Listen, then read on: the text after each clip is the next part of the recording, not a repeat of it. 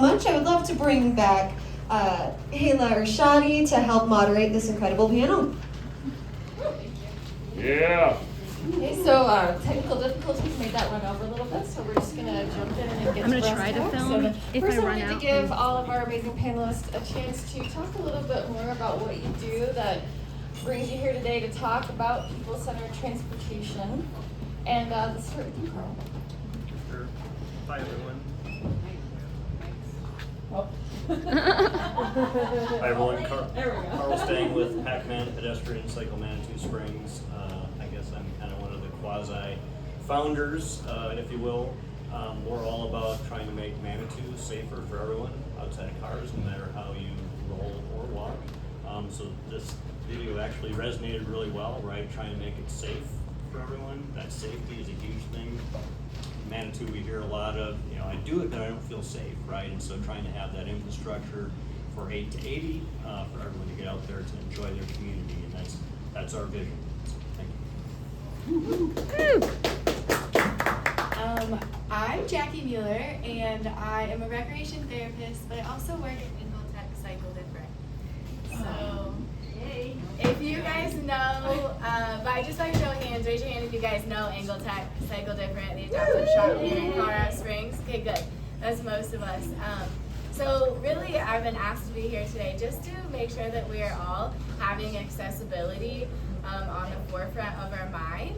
And so really here to just advocate for more inclusive programming, more inclusive opportunities, and encourage all of you guys when you are thinking about planning or starting something new that you look at it through that inclusivity. And so thanks for having me today. Mike's are out. I think that I've got a pretty strong voice. I run the Bike Clinic too, and what it is a free bike workshop that mostly serves people that don't have any money. Microphone should work now. Can you guys Get hear him me? on the mic. Get him on the mic. Microphone should work right over here. Okay. There you go. Anyway, I also work for John. And I'm a lifelong cyclist. I started cycling because of the Vietnam War. That I realized I didn't want to have anything to do with cars or munitions and military technology. And cycling was just a natural fit for me. And then at some point in my life, after raising 3 kids by bike, their combined weight got to be about 180 pounds, and I couldn't pull them in the trailer anymore. But I was able to get to 38 years old without owning a car. And, along the way, I met a really exceptional individual named Peter Sprunger-Frace, who was fixing bikes in a basement with the headroom so low that you couldn't stand up. And I realized that bicycles were a perfect fit for the homeless because they have no money and you don't need any to ride a bicycle for the most part. But what they didn't have was tooling, access to parts, and I believe in reusing things rather than recycling them. And so over 35 years ago, we started the original bike clinic, and then Peter ran it mostly on his own. My life went on a different trajectory, but for the last 15 years, I have an annex that we call Bike Clinic 2, and we give away 200 to 300 bikes a year, and then fix about an equal number of people that already own a bike. And our aims are still the same, to have a more ecological, sane existence within our society. And I don't want to start blowing my horn, but I've served. I started the Medicine Wheel, which is a mountain bike organization. I was on the Trails Coalition board, and they did a lot of the heavy lifting, raising the money that provided all the bike trails here in town. So, anyway, that's what I care about, and I'm also lucky to be associated with John Crandall. Thank you. Ryan gave a great history of what he's contributed to this community, and it is exceptional. I moved here in 1973 just after getting an engineering degree. I was not a bicycle person, grew up a motorhead, car motorcycle person, but I saw bike group signs on the streets, and I thought, well, this sounds like a good community. Luckily, I was able to get a job here.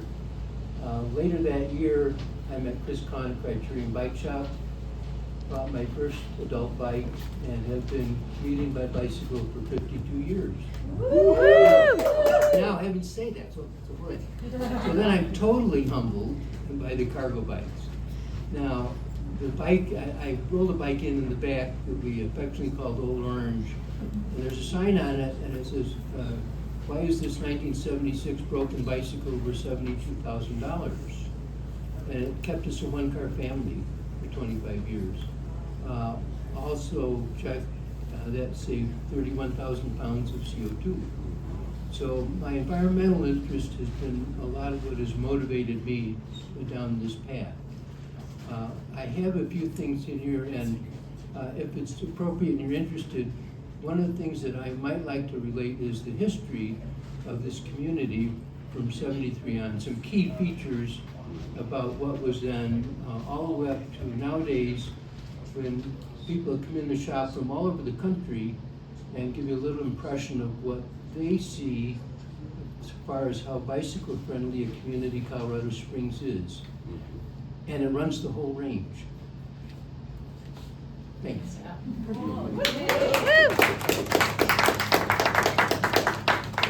To hear from you all about what we could do in this area to make our transportation systems more people-centered. And that could include things that we here in this room could do, or it could be things that we could advocate for on a policy level that could then be enacted by those in charge.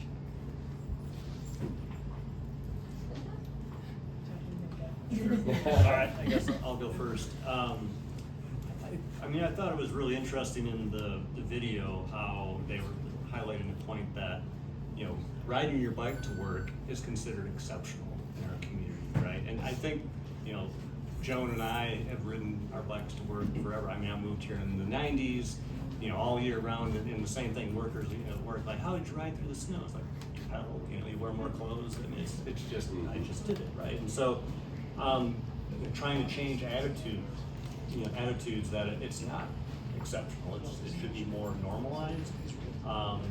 But you know, as far as like things that we can do, a lot of it is just getting out there, right? Being seen. There's strength in numbers.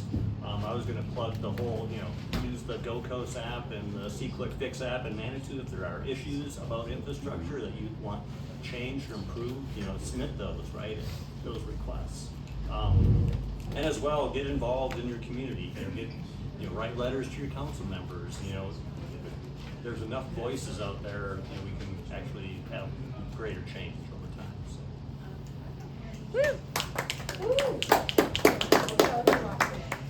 Okay, thanks. Yeah, again, for me, this starts with kind of the history, and also has to do with things like Chooks Run Bike Path. Prior to the Colorado Springs Bike Club, there was the Strata Cycling Club. And the Strata Cycling Club, I bring this down because the political side of this will be crucial if we are to make progress. I brought a copy of the first Colorado Springs bike map. Wow. This is probably 40-some years old. Wow. This was a total volunteer effort. Help from a woman who was in the planning department, who had her employees do this without admitting they were doing it. Wow. She put everything together. The Strata Cycling Club members rode the routes. A man from Williams Printing talked one of the suppliers to provide the paper. He talked his employees to work overtime to make this. So what I bring up with these things, we could go to the city council and say, this is what's going on, this is what we would like. It also had to do with the first city bike plan at the same time. Another equally moving story for me as far as how people got it done. One night, we filled the council chamber with 100 cyclists, which is as much as the room held. So I've kind of run out of energy to do that. The current council is not as favorable as the one we had then, but that direction, I think, will be an essential part of actually getting things done.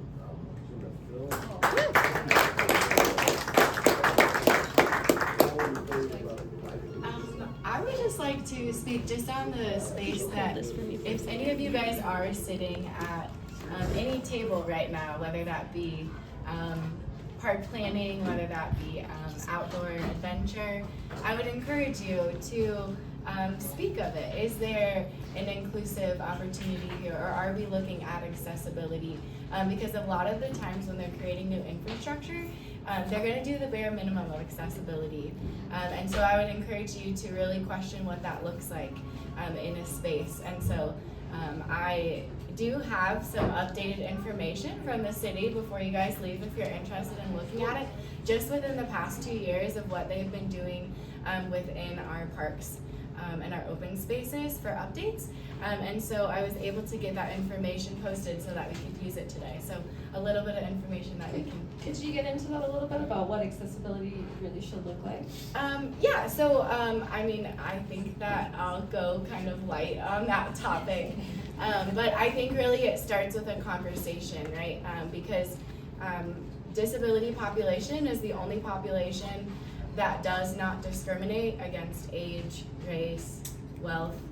It can happen to any of us at any time, and there's likely somebody that we know, maybe right next to us, that may have a disability.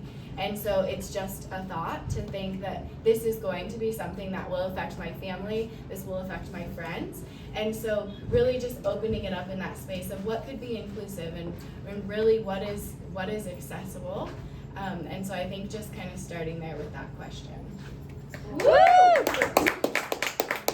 Just one thing to add on the accessibility front, I think it's good to highlight that accessible infrastructure works for everyone. It's not like it just works for cars, it works for everyone. And so that's really important to make, a point to make, that it's, you know, a good investment and everybody benefits from it.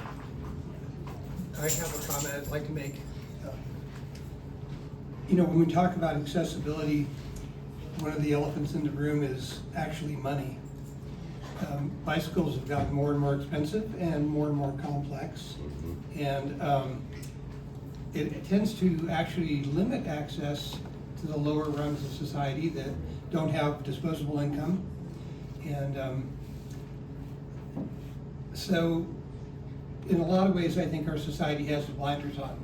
Like, we could talk about creating a more pleasant environment for ourselves to exist in and ride our bikes in.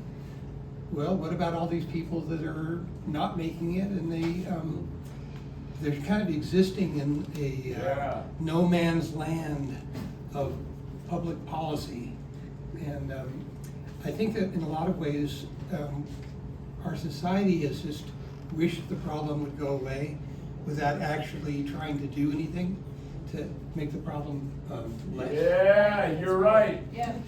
So I have a lot of ideas, but I don't want to monopolize the time here right this. Monopolize. I think we'd all like to hear you speak some on it, so. Well, the first one is the way that we prioritize. Like, lately, we've been prioritizing prisons and funding for jails. And if you talk to homeless people, like I do every week, you find that most of them have been in trouble. And it's usually for some drug or alcohol-related offense. And they get locked up and then put on probation and parole. And this further marginalizes them. And I believe that the city passed ordinances that forbid camping on public land, but then they got shot down on it because basically the court said without providing any place that you could allow camping, you cannot enforce these prohibitions. So why aren't we providing some place for people to camp? And beyond that, if you actually wanted to be able to screen people and find out who could be most easily helped, having people come to a friendly place where they could have a shower and wash their clothes, it might be possible then to like start seeing who could be employed and who could be used. And I don't know if anybody knows what it costs to lock someone up now. Anybody know? Too much. It's close to $60,000 a year. So couldn't we use some of that money better to fund employment programs and various other forms of help? Well, and the Springs Rescue Mission and Westside Cares are two organizations that do that, but I imagine you hear people and hear their reasons that they might not utilize those services. They're very, very lightly funded and not nearly at a scale that could deal with the problem. And getting back to transportation, accessing services often requires transportation and going across town. And I know the Colorado Springs Homeless Union, one of their main goals is to have free year-round bus service so that people can get to access these services and, for themselves and for the entire unhoused community. I can definitely attest that having transportation does wonders for people, for their morale and their well-being, and also their ability to work or manage their life in any reasonable respect. Yeah. So, 2 quick points. So one, I just wanted to point out, Manitou Springs, we help spearhead, starting next year in April, the number 3 bus between Manitou and Colorado Springs will be free. Transportation angle, hopefully that's successful and maybe it spreads to the rest of the Mount Metro network, cross your fingers. The second, I just wanted to point out, it is interesting, the judicial system is kind of like this vicious cycle, right? People get some sort of a ticket or whatever, and there's a fine. You have to show up at court appearances, and these are people that don't have the financial means to pay that. They don't have the, if they do have a job, they can't take time off and get across town and all this, and it becomes a self-fulfilling cycle that they can't break out of, and it's a really sad situation. Very true. I like your point. You guys want to hear a really short story? Yeah, go for it. There's, where the Bike Clinic 2 is located is a parole house. And it was set up by the late Steve Handon, who was practically a saint in our local community. And he offered me the use of the garage to create this workshop.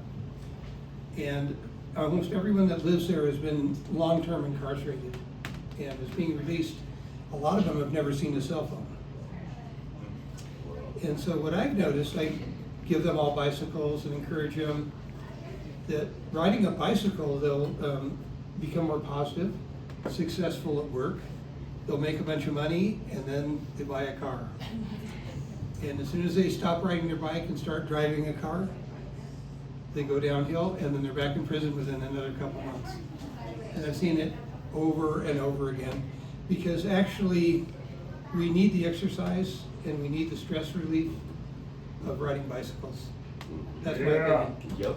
We are pretty short on time. I want to open the floor if anybody has any questions or comments. Sort of along a similar vein, so Jacki, at Angletech, I know that there's a lot of adaptive and specialized cycles, and there's a lot of donation and cost sharing going on, so could you talk a little bit about what you do and what Angletech does to make those more accessible to people? Yeah, I can speak on that. So Carla is speaking just on the partnerships that I've been creating within Angletech. And it has been focused on youth and adults. So we know that everything kind of starts when we're young. So we have taken a focus on supporting programs around not only just Colorado Springs, but in the state of Colorado, but specifically here, supporting our local community.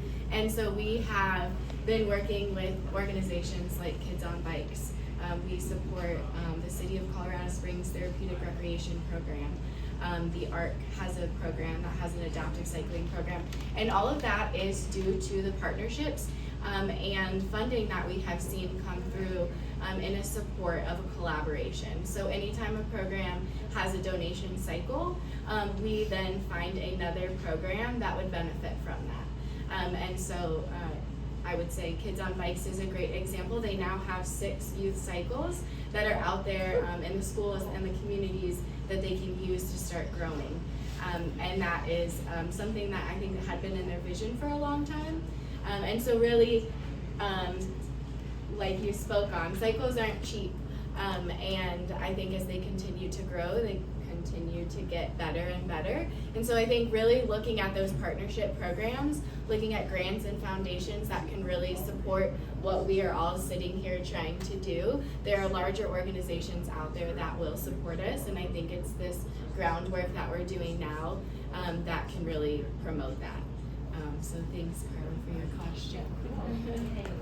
Hey, I have one question mostly for Jacki and John. So, as you say, cargo bikes are expensive, and the accessibility to cargo bikes is limited. So, people having visibility and trying to ride those bikes, I believe Angletech may be the only place in town where those can be ridden. So, I love with Angletech, with all the adaptive and recumbent cycles, it seems like there's so many more recumbent cycles on our trails because they exist in our city. And I want to understand how and what the limitations are to getting cargo bikes in front of more people. I think with more on the road, people see them more, but how do we get them in front of people and make them accessible in our community so that they can be utilized to get around? The easiest answer to that is just to reach out to me. I do a lot of demos, I do a lot of partnerships, I show up at events that are here in the community. So if you guys are hosting an event that you're like, wow, I would love to see families have an option for a cargo bike or a cargo trailer. Before you guys leave today, I have a cargo setup out front that has a cargo trailer that you guys can look at. Coley also has another turn with a cargo setup for his children in the back. So really the easiest answer is to reach out to Angletech. The owner of Angletech is not here today, it's not me. The owner is Calvin Clark, and he's owned that shop since '93.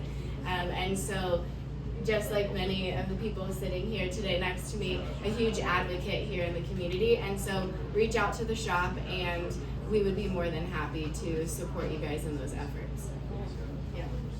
Yeah, I'll just add a little to that too. Yeah. And Throw the 90-year-old. she's exactly right. It's been interesting. We've sold a few. There's a little more interest, and trying to find a mix of what can keep the doors open is a particular challenge right now with the lack of profitability because of the overproduction. It's a struggle for almost all dealers in the country. And I admire Angletech and have sent a bunch of people there. So then you have this threshold effect. And the threshold effect, and it's hard to know how you spur both the supply-demand. So historically, anybody that's interested, we've sold a few. There's a little more interest now than there ever has been. But historically, we've sent people to Angletech, and they've done a wonderful job, not only with the disabled people bikes, but with cargo bikes.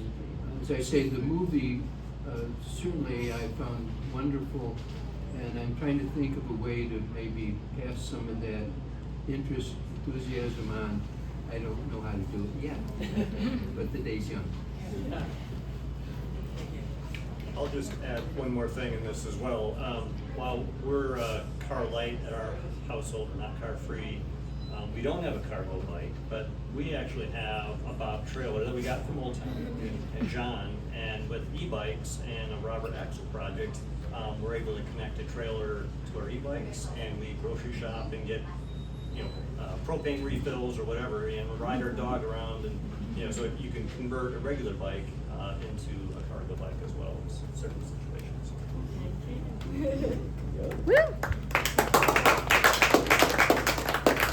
I might just add, we are two leaders in this community, even though they live in Manitoba. We'll call it this community all over, and I've admired Karl and Joan for many years now for their advocacy, and they're living the life. They're not just talking about it.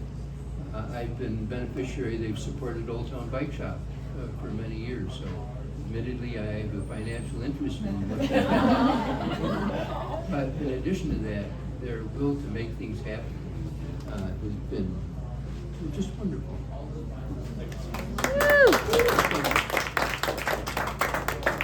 Do we have any more burning questions from anyone in attendance?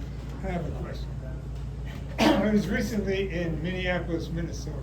Yeah.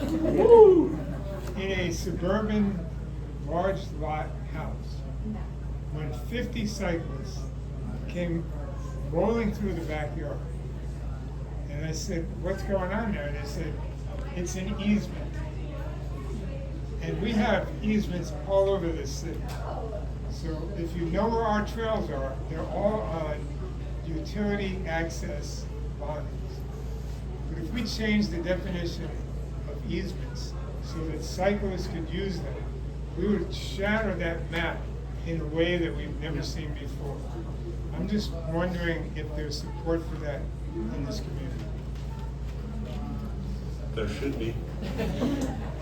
I might add a little something to what Al just brought up, and that is the difficulty also on e-bikes, which of course are becoming a major part of the market. And as you saw, the perfect example, mom ages a few years, the kids put on weight, maybe adding motors, the most sensible thing to do. I know I've heard a lot of criticism of the city's ability to try to deal with an e-bike ordinance. If you're not aware, part of that difficulty is the fact that many trails have several different jurisdictions. And this city, two things, when the original trails and open space laws were written, non-motorized was part of it. So some of you have seen they've struggled with the word motorized, have come up with a compromise, which some are happy, many are not. But I'm actually putting a vote out for some sympathy for the difficulty in the council trying to create an effective ordinance. Unlike almost any other city, there's so many jurisdictions over one single trail in many places. So I know this doesn't answer that question, and I guess I'm just looking for patience from me and other people to help them try to figure this out. It's not easy. Well, we are slightly over time. Thank you so much, everybody, for thanks to our panelists.